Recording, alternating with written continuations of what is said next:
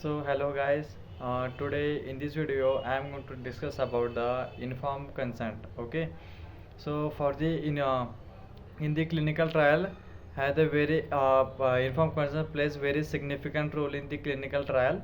So for the conduction of the clinical trial, informed consent is very important. So that's why we need to understand the what its statements and which things were we required to understand during the conduction of the clinical trial. Okay, so let's see the informed consent. So informed consent means what? So those person who want to involve in the process of the clinical trial, so it is the one request letter which is a sign or understood by the participant, those participate in the clinical trial, which is undertaking of that particular patient. Okay, so in this scientific language we says that the willingness of active participation of healthy human volunteer in the process of the clinical trial, which is known as the informed consent. Okay, informed consent.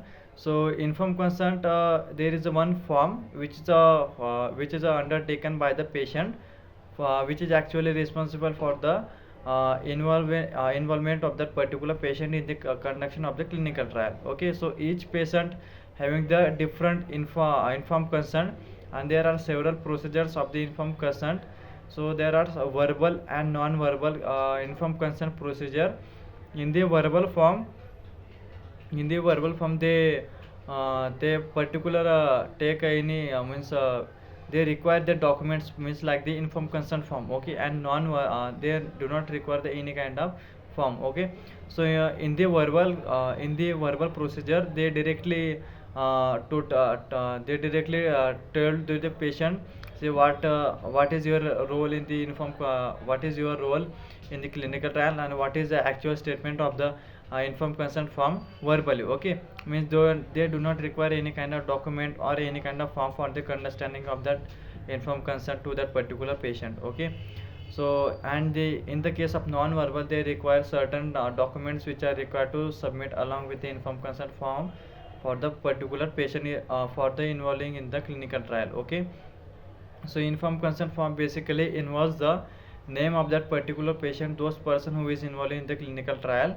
So then after date, then after those person who is investigating that particular form, then after those person who is involving in the clinical trial, so the age of that particular patient, then after understanding of the undertaking of that particular patient means those person who is involving in the clinical trial, so those person is agree with the all guidelines or regulations which are comes under the informed consent for the conduction of the clinical trial.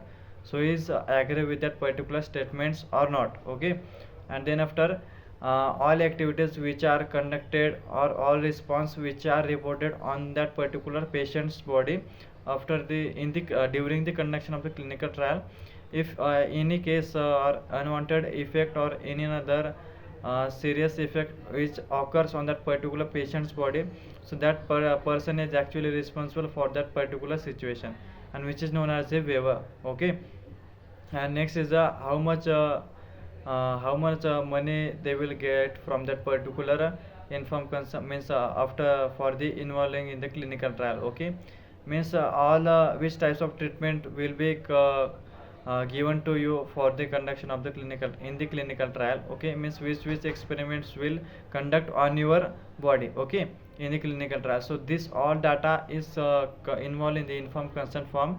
Means in short language we can say as a which is one request letter which is filled by the patient for the involving in the clinical trial from the particular patient. Okay, so this is about the informed consent form. Okay, so thank you guys.